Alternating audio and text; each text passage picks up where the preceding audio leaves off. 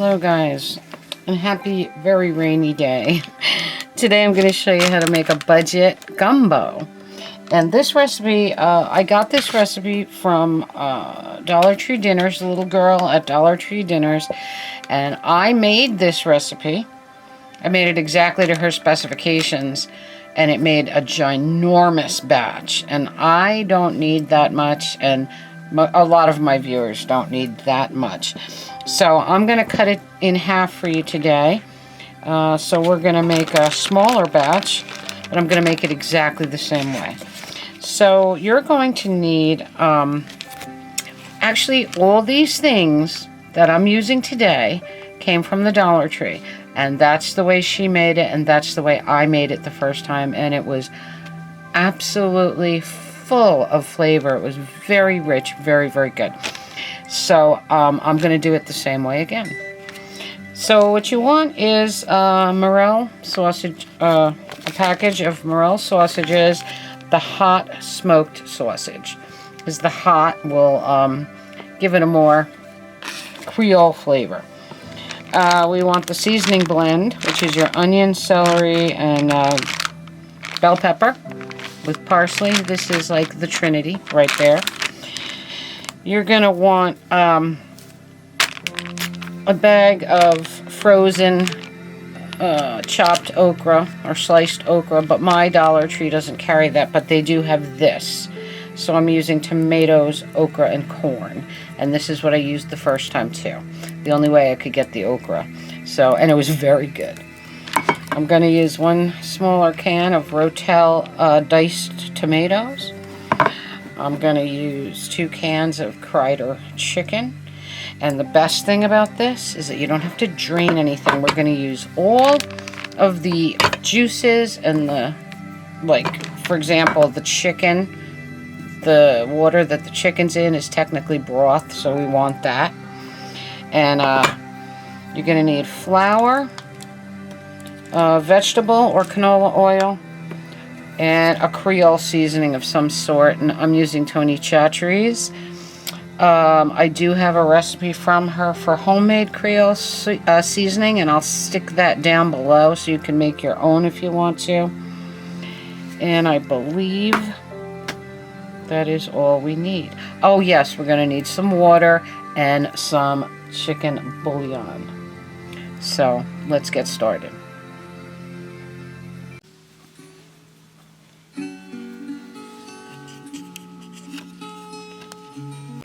Okay guys, to our pot, to a pretty good sized soup pot, you want to add about 2/3 cup of your oil.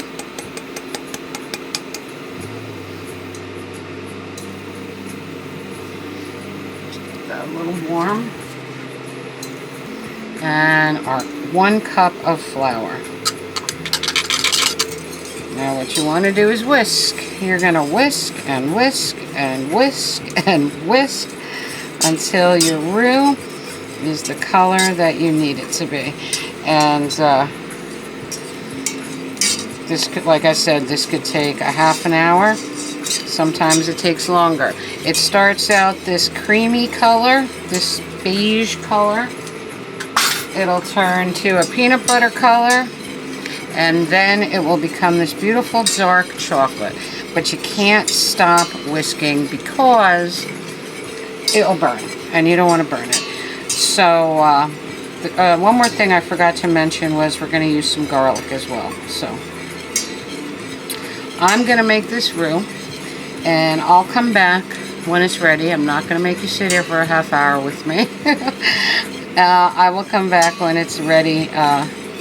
I'll show you the color it's supposed to be, and then we'll take it from there. Because after that, it's all about dumping everything in and letting it simmer.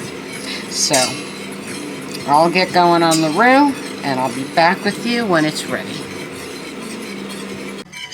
Okay guys, now we're pretty much at the peanut butter stage. And I've been going for about a half an hour. Last time I made this, it took me 45 minutes. And I had to actually move to the stove because the Rosewell started to give me error messages, the induction top thing. So I'm at the stove, still whisking away, but we're getting there. And you're going to start to smell a very nutty smell, a very nutty, popcorny smell. It's really nice, but you need to get a little darker than this before we continue. Don't be afraid of it, but don't, you know, skip or cut down on this step, because this is all your flavor. This is what gumbo's about. So you have to do this step. You got to do it all the way, okay? All right. That looks about milk chocolate to me. What do you think? That's what you're looking for, melted milk chocolate. I don't think this one went as dark as my last roux.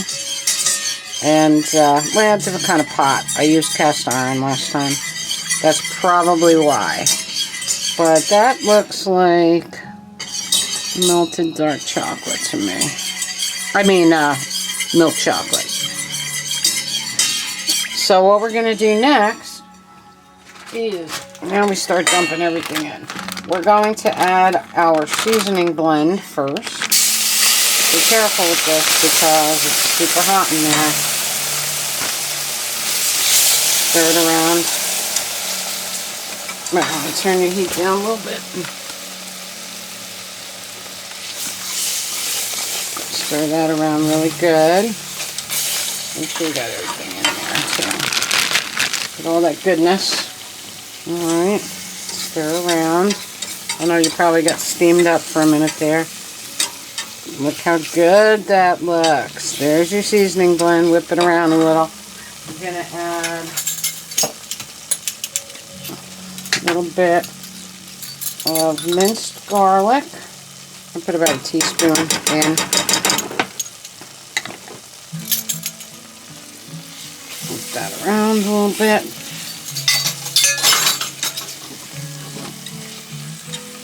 And your veggies are kind of soft. I mean, I thawed mine, so they don't have to, so they're not going to take long at all. Oh boy, that looks so good. And yes, the color, the roux color looks perfect now that I've got the vegetables in. Looks nice and dark and rich. What I'm going to do is add 3 cups of water. 3 cups of water.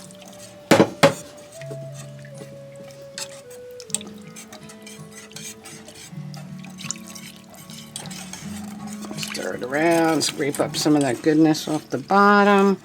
Stir it good. Then we're going to add a tablespoon of our Creole seasoning. Nope, I'm wrong. I'm very, very sorry, guys. I don't mean to confuse you. We are going to add a tablespoon of our bouillon powder. Of our chicken bouillon powder. Okay? Putting that in. This will flavor our broth.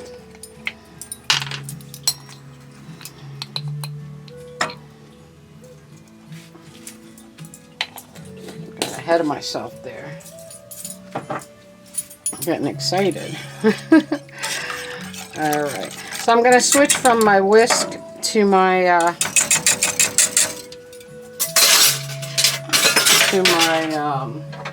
wooden spoon. So I can really, and I'm telling you, I'm looking out the window. I think I detect some sun coming up. Alright, so scrape all the brown goodness off the bottom. Get yourself nice and, it looks good already, right? Alright, next you're going to start adding your okra. I'm going to open it over here and pour it in. Pour that tomato, okra, and corn mixture in. If you just have the okra, just add the okra. Mix it.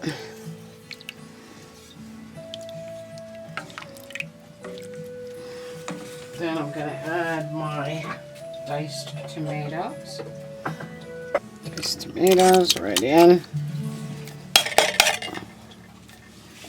Stir it up.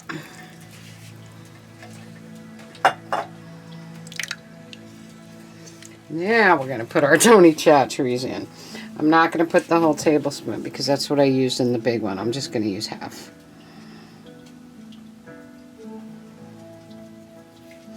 And one thing about Tony Chachere's is it's very, very salty. So you got to be careful with it. And he does make a no salt version, which I'm definitely going to get. I'm definitely going to pick that up.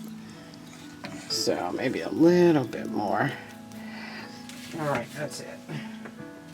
Now we're going to put in our 2 cans of chicken. And the juice, because that is chicken broth, basically. Get everything in there. That's what makes it so easy. You don't have to drain anything. Just dump it in. That's something that I really liked about the recipe. And I'm telling you, the flavors were amazing. I can smell it. It's really smelling good. All right, next one. The other chicken.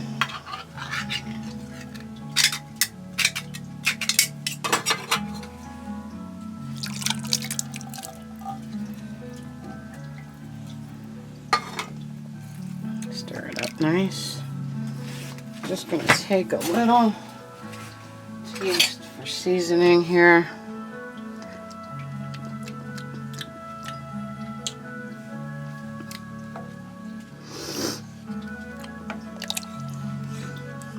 Tastes so good. Oh my god, it tastes so good.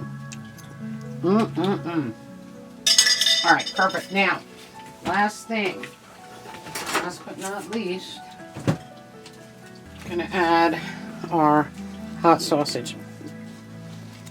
And I sliced them on the diagonal and then I cut them in half because I wanted it to go. I wanted it to go a little further, you know. I wanted there to be more bites of sausage in there. So that is all of our ingredients. And it's just beautiful. Now all we have to do is simmer, cover, simmer. I'd give it maybe half an hour, just enough to get really nice and bubbly hot. So we're gonna simmer that with the cover on. You can make some rice, and I'll show you how to serve it. It is yummy. Doesn't that look beautiful? Look how beautiful and thick that gumbo is. And it's so rich and wonderful. So I'm going to let it come to a bit of a boil. And it's getting nice and hot now. Making my rice on the side. And I'll be back with you when we serve it. I hope you make it, guys. You know, the roux thing isn't that hard. It's just the patience it takes. You know, you got to just stand there and stir it so you don't burn it. That's all. If you put some music on and just stir away until your roux gets to be the proper color, and the rest is just dump and go. So look at that beautiful richness there. Nice and thick and yummy. It smells amazing. Okay, guys, I'm going to show you how to mold your rice. Put your rice into something like some kind of cup or bowl or something and flatten it in just like this. This is just a little metal tin thing. I don't remember if I got it in Christmas tree shops or the thrift store. I don't remember. I have a whole bunch of these. And when I make the rice, I make a bunch of these little molds, or however much I have left over. I make the little mold, and I put the remainder, you know, in the mold with foil over it in the fridge, and then I have it for leftovers also. So we're going to fill our little mold like that. Press it in. Take your bowl, take your serving bowl, turn it upside down, tap it a couple times, and there is your rice mold right in the middle. Now I'm going to serve my gumbo around my rice mound, and I'll show it to you as soon as I take it out of the pot. And that is how you serve your gumbo. It smells so good, and it's steaming, steaming hot. I don't know if I can taste it yet. I don't know if you can see the steam coming off it, but it smells so good. I wish you could smell it. It's really, once your roux is done, this is one of the easiest dishes you can make, because as long as you get the roux right, the rest is just simple. You just pour things in, let it simmer away, and you're ready to go. So I'm ready to taste it, but I think it might be a little too hot. Let's see. Take a little bit of rice and a little bit of gumbo. And try and cool it down a little bit to put it in my mouth.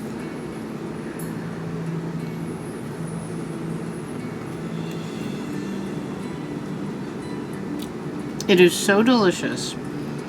I can't, you would never in a million years, if you served this to somebody, they would never know that you use Dollar Tree ingredients. It's just amazing what you can do with a little bit of creativity, I guess, because that's why I love the little girl from Dollar Tree Dinner. She gets so creative with Dollar Tree ingredients, and like I said, if it's towards the end of your month before you get paid and you have no money for food, you still want to make something amazing, you can do something like this. You can have an actual dinner party with this kind of food. It's really that good. So you can make this for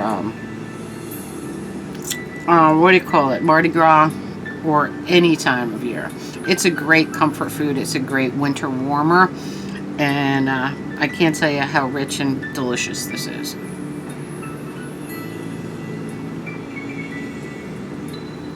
Highly recommend it. And someday, you know, when it's not in between